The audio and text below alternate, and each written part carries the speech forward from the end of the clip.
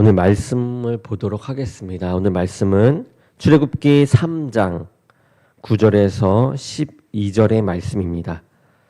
우리 한 절씩 교독하도록 하겠습니다. 출애굽기 3장 9절에서 12절의 말씀입니다.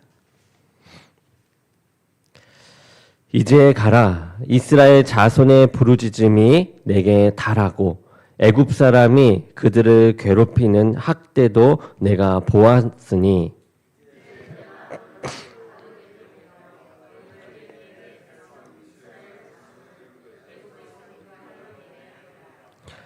모세가 하나님께 아뢰되 내가 누구이기에 바로에게 가며 이스라엘 자손을 애굽에서 인도하여 내리이까.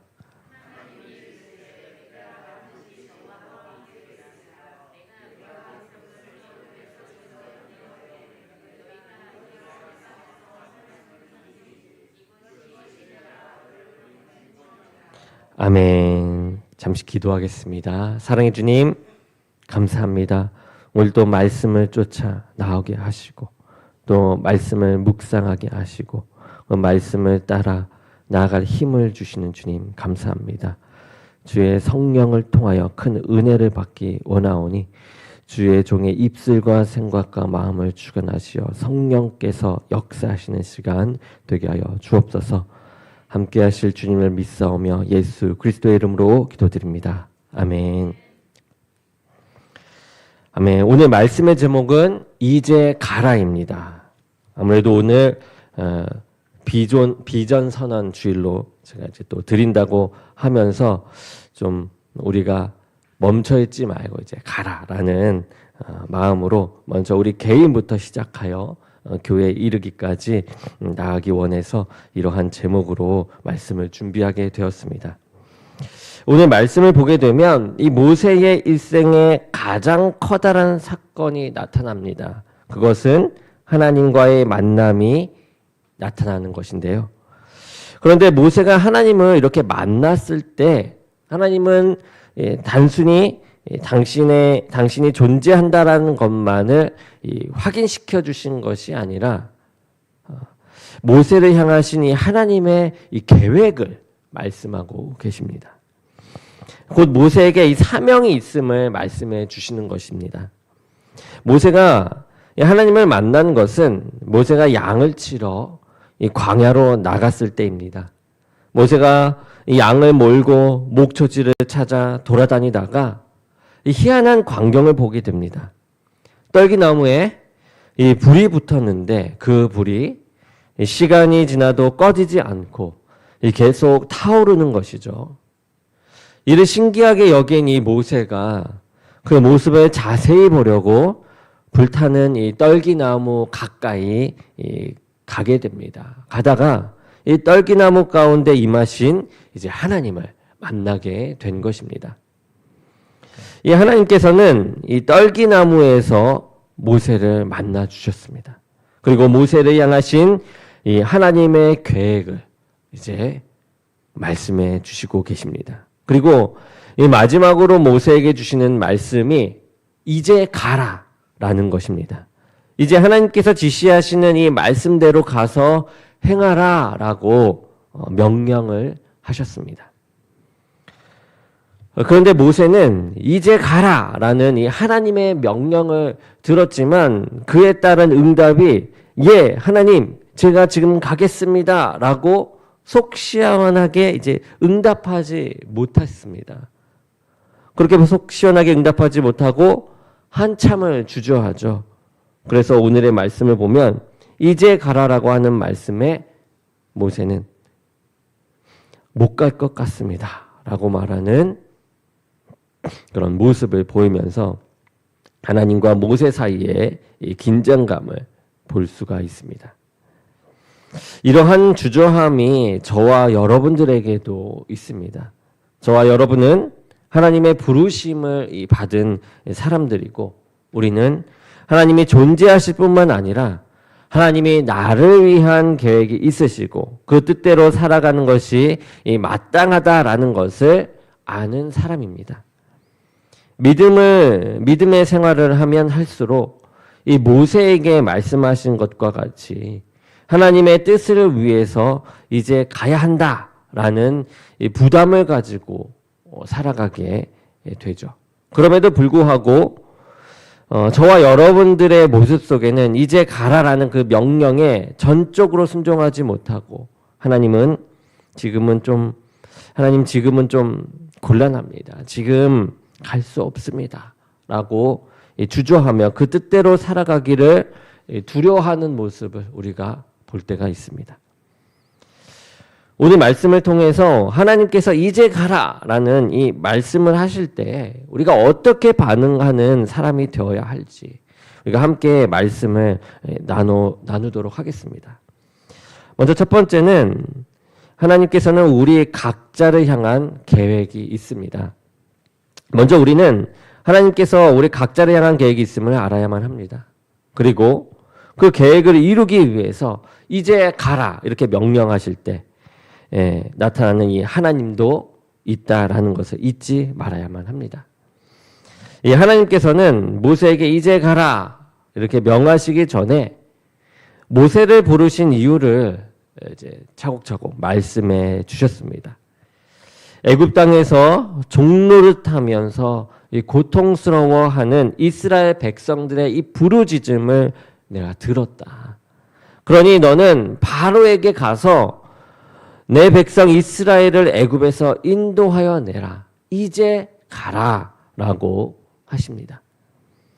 그런데 이제 가라라는 이 하나님의 명령을 받을 때에 그 말씀에 순종해서 가면 우리가 좋은데 그런데 그 마음 속에는 하나님의 말씀에 순종하지 못할 이유가 계속해서 떠올랐던 것입니다. 그 중에 하나가 이것이에요. 내가 누구인데 이런 일을 할 수 있단 말입니까? 하나님은 지금 내가 누구인지 내 형편이 어떠인지 알지 못하시나이까? 라는 것이죠. 그래서 묻습니다. 하나님, 내가 누구이기에 바로에게 가며 이스라엘 자손을 애굽에서 인도하여 내리이까?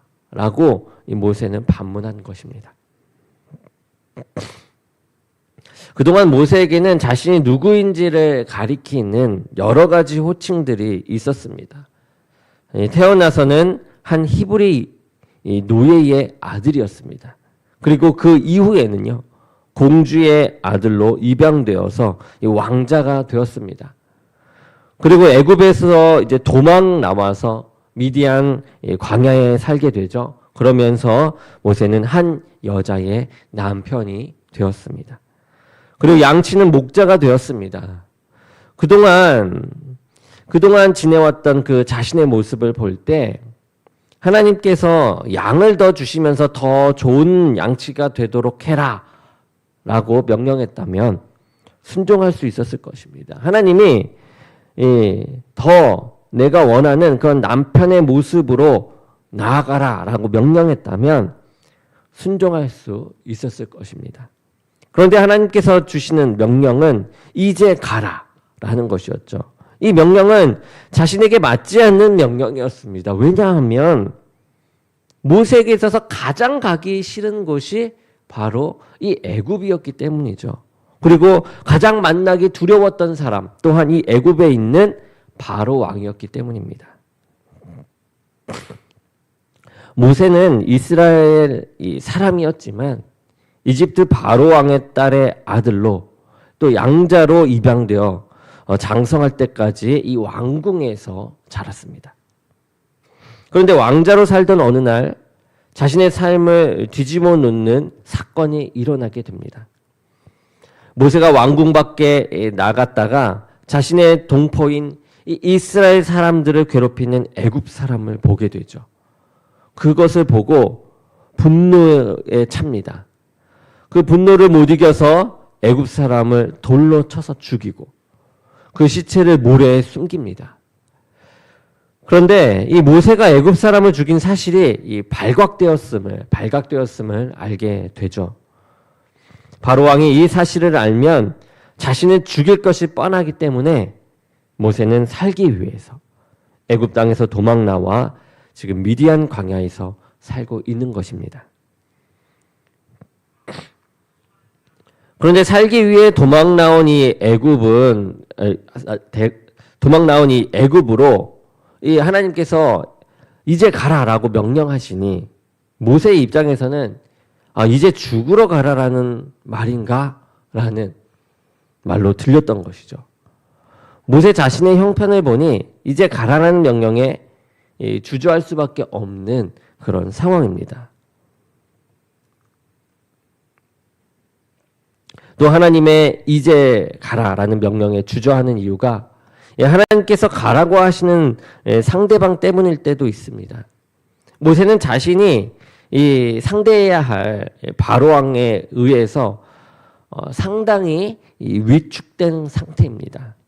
사실 바로는 자신과는 차원이 다른 존재로 인식되었어요.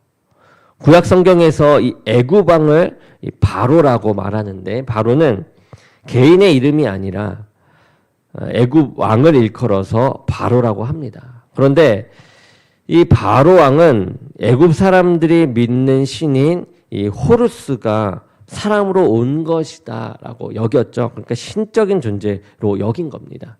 그러니 모세가 가서 상대할 존재는 사람이 아니라 신적인 존재인 것이죠. 그 모세의 입장에서 생각했을 때. 그런데 이 하나님께서 신과 같은 존재인 이 바로에게 자신과 같은 이 미천한 자를 보내신다라고 하니 이제 가라라는 이 하나님의 명령에 주저할 수밖에 없었던 것입니다. 이 하나님께서 이제 가서 내 말대로 행하라 하실 때 내 자신의 능력과 형편에 이 초점을 맞추면 그 말씀에 순종하기가 힘듭니다. 애국과 같이 가기 싫은 곳도 있고 또 바로와 같이 상대하기 힘든 사람들을 대면해야 하는 경우도 있어요. 그런데 자신의 능력으로는 엄두가 나지 않기 때문에 그 순종하기 힘든 것입니다. 그래서 저와 여러분은 모세와 같이 하나님 제가 누구길래 저로 이제 가라고 하십니까? 라고 반문하기 일쑤이죠. 그러나 이때에 우리는 오히려 반대로 주님 가겠습니다 라는 순종의 모습이 필요할 줄로 믿습니다. 두 번째는 내가 반드시 너와 함께 있으리라 라고 하신 하나님의 말씀이 있습니다. 이 하나님께서는 모세의 내가 누구길래 라는 질문에 너는 누구다 라고 대답해 주지 않으십니다. 이렇게 반문하면서 자신은 못 가겠다라는 그런 말에 너는 누구다, 너는 갈 수 있다, 이렇게 뭐 때문에 갈 수 있다 이렇게 말씀하시지 않아요. 도리어 모세의 질문에 대답하시는 것은 12절에 보면 내가 반드시 너와 함께 있으리라 라고 말씀을 하시죠. 하나님께서는 모세가 누구인지는 그렇게 중요하지 않다라는 것입니다. 너가 바로에게 죽을 짓을 하고 와서 죽을까 두려워하는 사람인 것도 중요하지 않고 너가 신과 같은 바로를 상대하기에 미천하게 보인다 할지라도 그것이 그렇게 중요하지 않다라는 것이 하나님의 입장이에요. 하나님의 명령을 받아든 이 모세에게 있어서 가장 중요한 것은 내가 누구인가가 아니라 하나님이 나와 함께 하시는가라는 것이죠. 하나님께서 모세에게 이제 가라라고 말씀하시지만 하나님께서 모세 홀로 애굽에 가서 바로를 상대하도록 하시는 것이 아니라 하나님께서 명령에 이 순종해서 하나님의 이 명령에 순종해서 가는 그 모세와 동행하시겠다라는 것입니다. 그러기에 모세가 바로에게 가는 것도 이스라엘을 애굽에서 인도할 수 있는 것도 모세가 특별한 능력이 있는 존재이기 때문에 가능한 것이 아니라 하나님께서 함께 하시기 때문에 가능한 것임을 말씀하십니다. 하나님이 우리와 함께 하시기 때문에 주신 이 하나님의 명령을 감당할 수 있는 것입니다.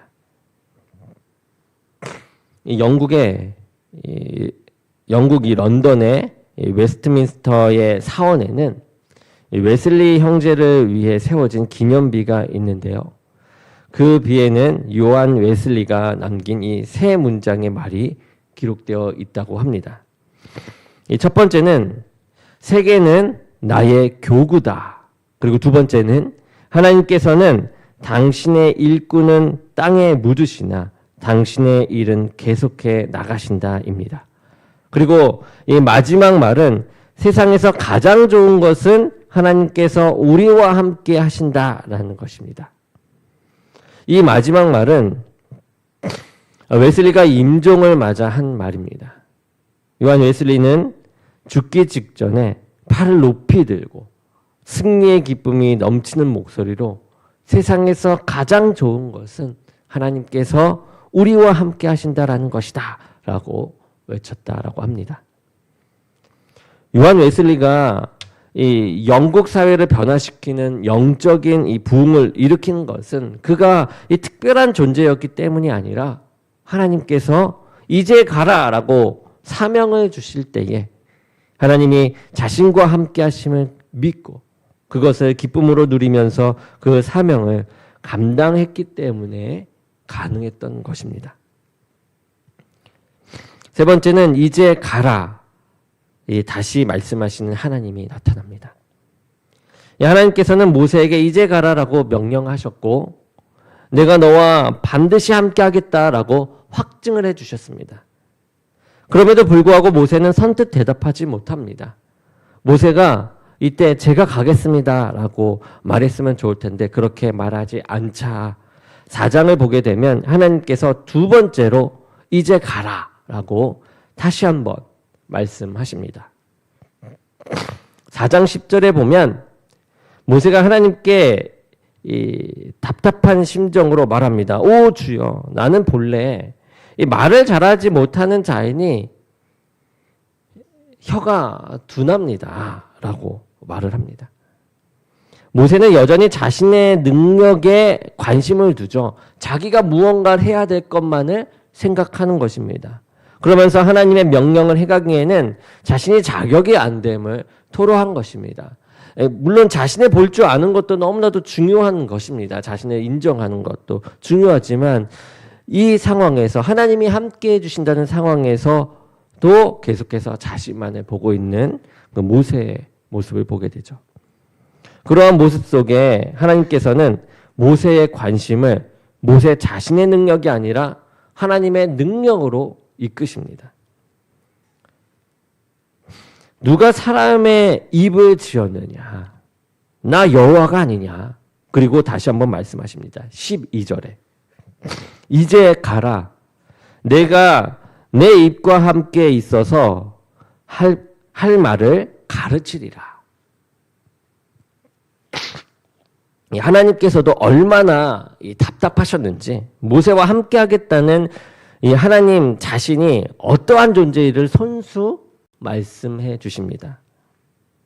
너와 함께하는 이 하나님은 너가 말을 잘하던 못하던 너가 사회적으로 능력이 있던 없던 너가 두려움에 사로잡혀 있는 것이 있던지 없던지 상관없이 그 세상의 모든 사람을 만들고 주관하시는 이 전능하신 하나님이 함께 계심을 말씀하고 있는 것입니다.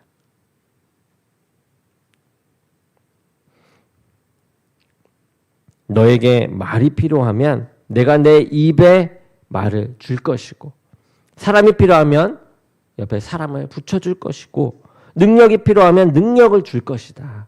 그러니 한 가지 너에게 요구되는 것은 무엇이냐? 이제 가라라고 하는 것이죠. 이렇게 할 때 무엇이냐? 그 말씀에 순종하는 것. 너에게 요구하는 것은 이제 가라라고 명령할 때 그것을 순종하는 것이다 라고 말씀하는 것입니다. 하나님께서 우리에게 이제 가라라고 하실 때 우리에게 기대하시는 것은 내 능력도 아니고 내 지혜와 능력도 아닙니다. 하나님께서 기대하시는 것은 그 명령에 예, 주님 가겠습니다 라는 이 순종과 그 발걸음입니다. 그러면 하나님께서는 우리가 이 말씀대로 살아갈 수 있도록 우리의 능력을 더해 주십니다. 하나님께서는 이렇게까지 모세를 이제 설득하신 것이죠. 이 정도면 모세도 예, 알겠습니다. 제가 가겠습니다라고 순종할 법도 한데 그렇게 하지 못합니다. 모세가 하나님께 말씀을 드리죠. 오 주여, 보낼 만한 자를 보내소서. 하나님은 이제 가라라고 하시는데 모세는 자신이 아니라 자격 있는 다른 이를 보내달라고 하나님의 명령을 거절하고 있는 것입니다. 이것이 저와 여러분의 모습이라고 또 생각합니다. 하나님께서 함께 하시고 하나님의 뜻대로 살아갈 능력을 허락해 줄 테니 함께 내 뜻대로 살아보지 않으련 하시는데 아직도 하나님의 계획과 능력에 초점을 두지 못하고 자신이 할 수 없는 자신의 능력에 초점을 두면서 자신을 무기력하게 만드는 모습을 볼 때가 있습니다. 하지만 하나님께서 우리에게 사명을 주시고 이제 가라라고 하실 때에 우리에게 많은 것을 기대하지 않으십니다. 전능하신 하나님께서 저와 함께 하신다고 하시니 제가 지금 가겠습니다. 그 명령을 따라서 나가겠습니다. 라는 이 믿음의 결단을 주님께서는 원하시는 것입니다. 하나님은 우리를 부르시고 하나님의 뜻을 주시고 그 뜻을 이루는 삶으로 이제 가라라고 말씀하십니다. 이제 하나님의 말씀대로 살아가면서 하나님의 뜻을 이루라고 하십니다. 그런데 자신의 능력에 초점을 맞추면 하나님께서 가라고 하실 때 갈 수가 없습니다. 모세도 자신의 이 자격과 능력을 따지다 보니 계속해서 주저할 수밖에 없었어요. 그래서 앞으로 나아갈 수가 없다, 갈 수 없다라고 말했습니다. 하지만 하나님께서는 이 모세의 초점을 자신의 능력이 아니라 하나님께 맞추도록 하십니다. 하나님께서 이제 가라라고 했을 때에 하나님은 우리를 홀로 보내지 아니하시고 하나님께서 반드시 함께 하시겠다라는 것입니다.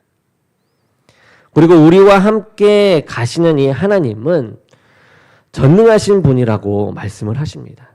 하나님께서 우리에게 사명을 주셔서 가라고 하시지만 실제로 그 뜻을 성취하는 것은 사람의 능력이 아니라 하나님의 능력 가운데 이루어지는 것입니다. 그러니 내 능력을 의지하지 않고 하나님의 능력을 믿고 의지하면서 가는 이는 이제 가라라는 그 말씀에 순종할 수 있는 것입니다.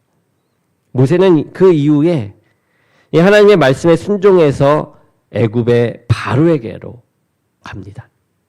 그리고 이스라엘을 출애굽시킵니다. 그리고 그가 무슨 사건이 터질 때마다 하는 그 일은 자신의 힘으로 해결하고자 하는 것이 아니라 하나님께 나와서 엎드려 간구하는 것이었습니다.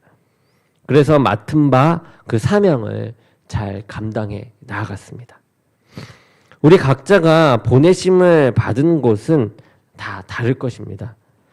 자신의 가정으로 보냄을 받은 분들도 있을 것이고 직장과 사회에 보내심을 받은 사람들도 있을 것입니다.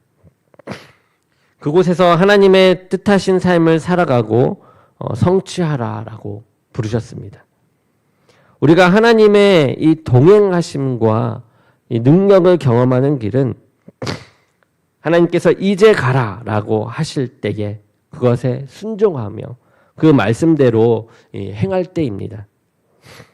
우리 교회가 주님의 동행과 이 능력을 경험하는 것은 하나님께서 우리에게 주신 이 사명에 대해서 이제 가라라고 하실 때에 그 말씀에 순종하면서 우리가 사역해 나아갈 때, 그 사명을 감당해 나아갈 때 경험하는 것입니다.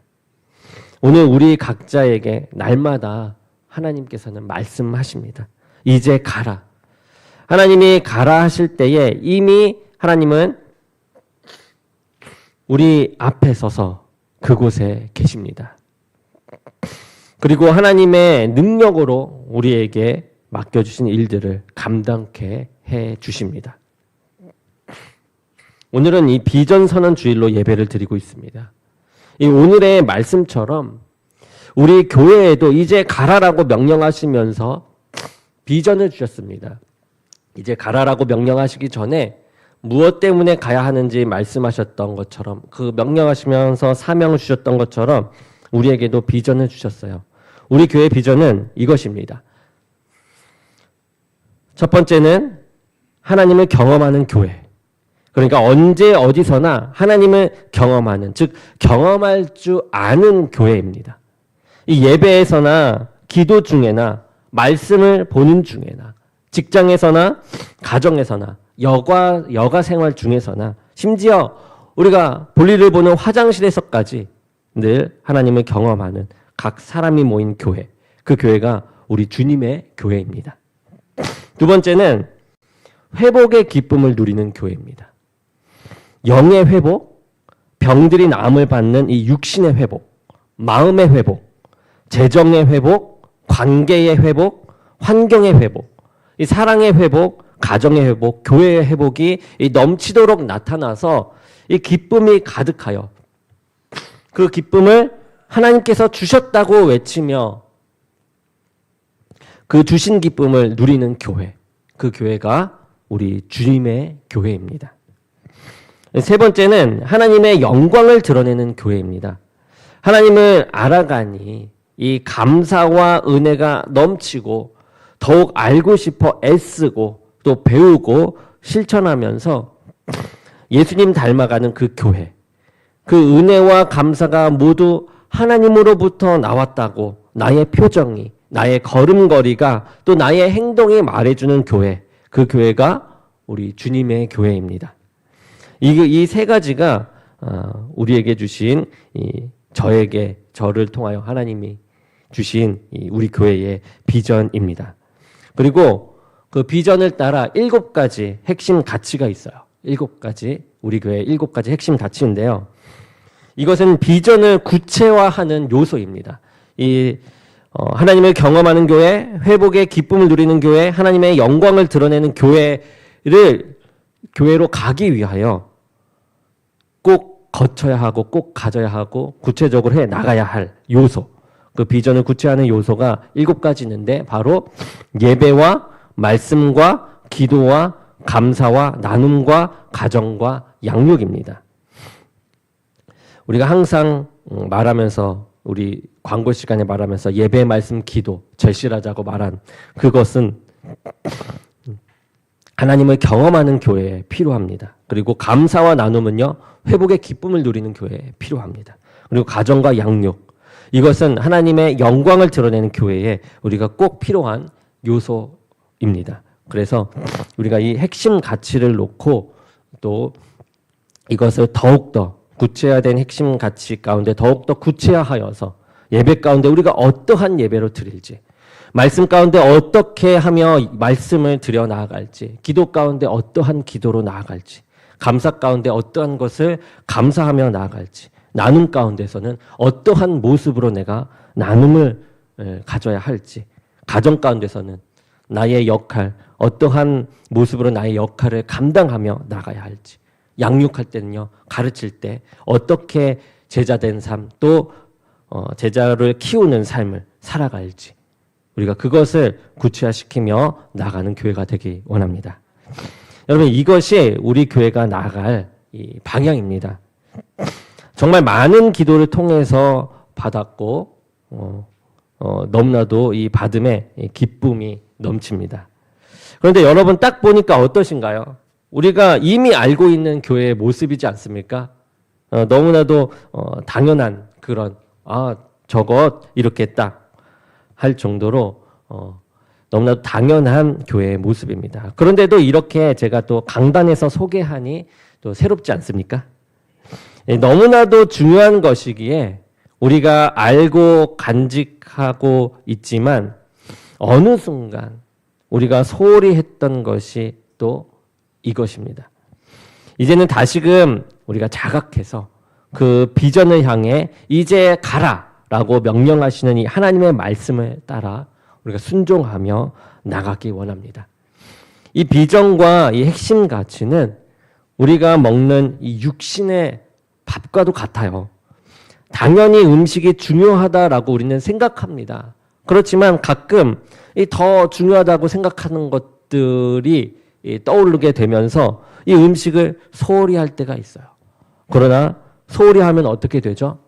우리가 힘을 낼 수가 없습니다. 우리가 하나님께 더 힘을 다해 가기 위해서는 이 소홀히 했던 영의 길을 회복해야만 합니다. 그리고 그것을 채워서 또 나타내야 합니다.